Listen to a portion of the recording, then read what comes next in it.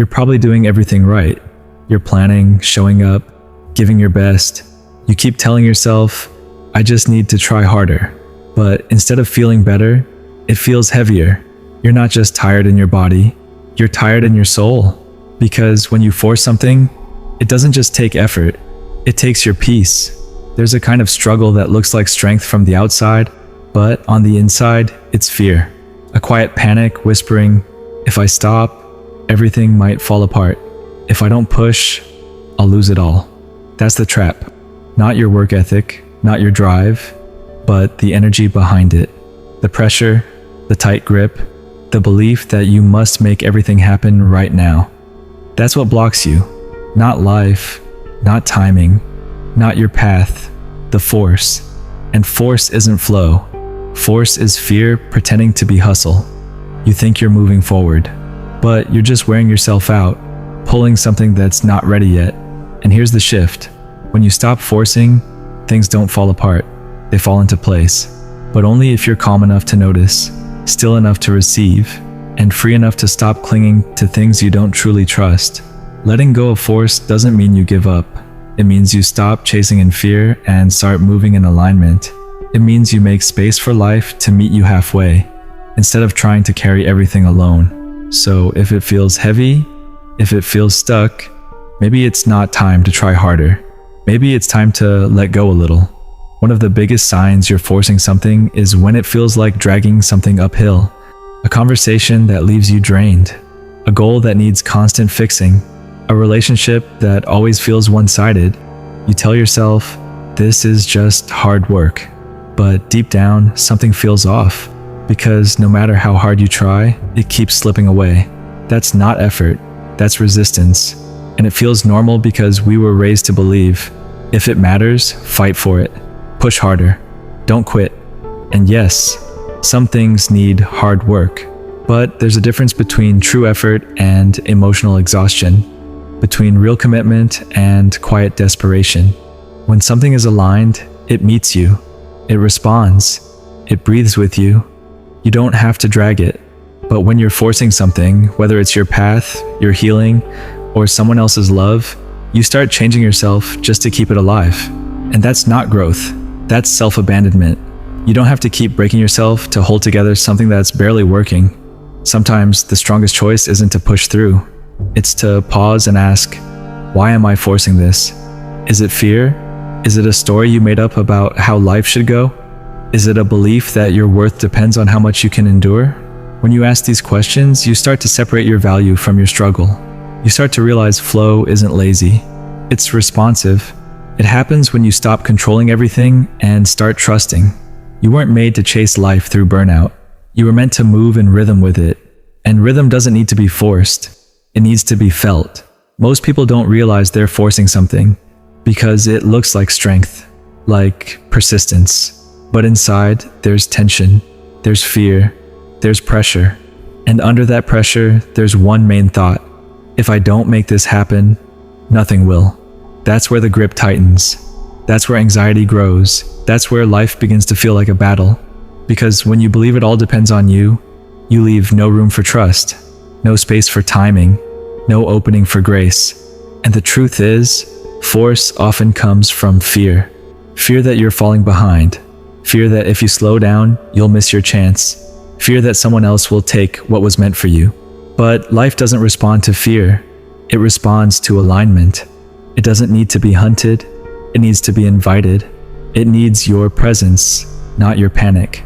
And alignment doesn't happen when your nervous system is overwhelmed. It happens in quiet, in trust, in the belief that life isn't a puzzle to be forced into place, but a journey you create with it. When you stop forcing, something beautiful happens. You start noticing what was never working to begin with. You start feeling how peaceful it is to stop fighting everything. You begin to see you don't want to grip anymore. You don't want to chase. You don't want to fix every silence or control every outcome. You just want peace. Not the peace you earn by burning out, but the peace that returns when you stop holding everything so tightly. When you stop forcing, you don't lose control. You gain clarity. You start to see what's really meant for you, because you're no longer blocking it with fear. something begins to change inside too. At first it feels strange, almost like guilt. You're so used to pushing that stillness feels wrong, like you're lazy, like you're falling behind. But give it a little time and you'll feel something else. Relief. Not loud relief, but deep, quiet relief. Like your shoulders finally relax. Like your breath goes deeper. Like your nervous system, tired from chaos, starts to calm. And in that stillness, you remember something no one taught you growing up. You weren't made to live in survival mode forever. You weren't made to hustle for your worth. You weren't made to force love to stay or peace to arrive on your schedule. You were made to flow with life, to walk in rhythm with your own energy, to act from alignment, not anxiety. And here's what's amazing. When you live this way, you don't lose your ambition. You don't stop trying. You just stop trying from fear. You stop saying yes when your heart says no. You stop chasing people who won't choose you. You stop mistaking burnout for progress, because now your energy isn't going into what resists you. It's moving into what responds. And what responds to calm, clarity, and trust always brings more peace than what you had to force into place. Sometimes we confuse working hard with forcing, but there's a big difference. Working hard feels strong, focused, and grounded. Forcing feels stressful, rushed, and heavy. You might wake up each day trying to make it happen, doing everything you can to control how things turn out. But deep inside, you're exhausted, not just in your body, but in your soul. You keep thinking, if I just push harder, it will work. But instead, things feel more stuck. That stuck feeling is often a sign. It's not telling you to give up. It's telling you to pause, to look at what you're really doing. 'Cause maybe you're not actually moving forward. Maybe you're just spinning in circles, trying to control every detail, every outcome, every person, and that's not strength. That's fear. We were never taught how to tell the difference between effort and force. We were told to never quit, to never stop, to always try harder. And that sounds good until you find yourself burnt out, drained, and disconnected from the joy that brought you here in the first place. Here's the truth. Force doesn't bring you peace. It steals it. Think about the things in your life you've tried to force. The job that didn't feel right, but you stayed anyway. The relationship that felt one-sided, but you kept hoping they'd change. The dream you kept chasing even when your heart wasn't in it anymore. You told yourself, this is just the hard part. But deep down, it didn't feel right. It felt forced. And that's the clue. When something is right, it may still be hard, but it feels alive. It moves with you. It doesn't drain you every single day. You don't have to beg it to stay. There's a quiet kind of strength in letting go of what no longer flows. It takes courage to stop forcing and start trusting. Trusting that what's meant for you won't need chasing. Trusting that rest isn't laziness. Trusting that you don't need to hold everything together alone. Letting go of force doesn't mean giving up. It means giving space. Space for clarity. Space for truth. Space for the right things to come in and the wrong things to fall away. Imagine carrying a heavy bag up a hill. You keep climbing, even though your hands hurt and your back aches. You think, I can't drop this. I've carried it for so long. But what if that bag is full of things you don't need anymore? What if it's holding you back instead of helping you move forward? Sometimes the strongest thing you can do is set it down. This applies to your thoughts too. The mental load you carry, the pressure to be perfect, the fear of being left behind, the need to prove yourself over and over again. That pressure, that weight, that's not helping you grow. It's keeping you stuck. Here's what no one tells you. You don't have to earn your worth through suffering. You don't have to prove your value by how much you can carry. You are already enough, just as you are, even in your stillness, even in your quiet moments. But letting go is hard, especially when fear is loud. Fear says, if you stop now, everything will fall apart. But faith says, if it's meant for you, it will stay.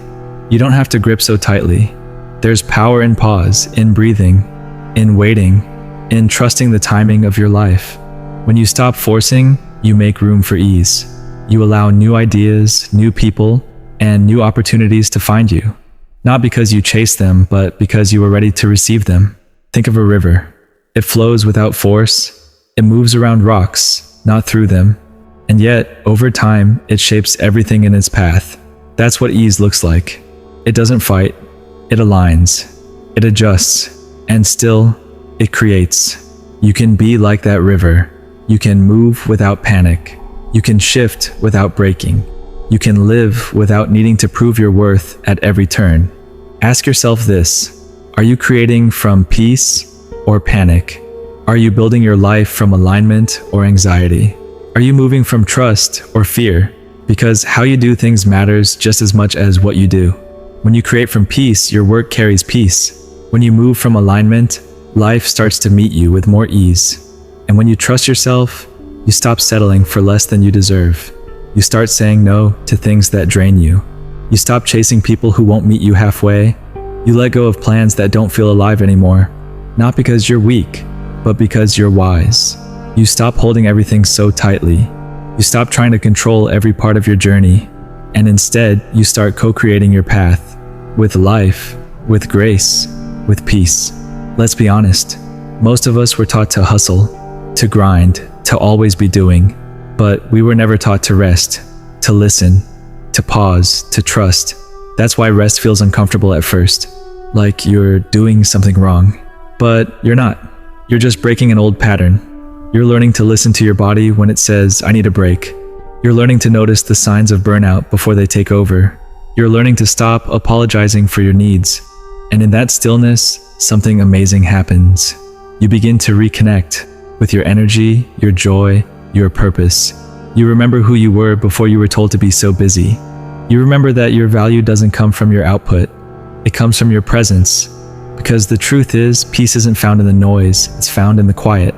It's found when you stop running and start being. When you stop forcing and start flowing. And that shift, that's when everything starts to work again. Not because you did more, but because you finally stopped doing what was never needed. You don't have to force love. The right people will see you. You don't have to force success. The right path will open. You don't have to force healing. It will come in waves when you're ready. All you need is to trust that letting go is not the end.